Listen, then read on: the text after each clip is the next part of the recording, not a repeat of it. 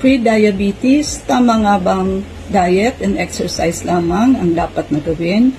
Mali po yun. Because a pre-diabetic patient has 40% damage of the pancreas.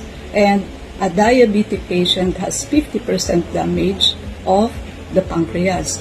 So, it is only 10% difference ang pre-diabetic and diabetic patient.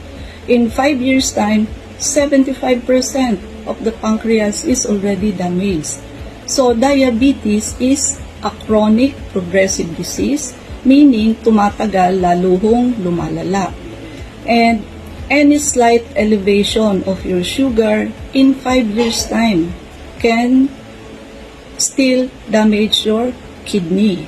So, tight control is needed for your sugar, and addressing the root cause will give us a permanent cure. So may mga problema ho sa sugar at hindi nyo ho makontrol at gusto nyo hong gumaling with permanent cure, bisitahin nyo ho kami sa aming clinic. And this is Dr. Irene Lim. Prevention is better than cure, and health is the best investment.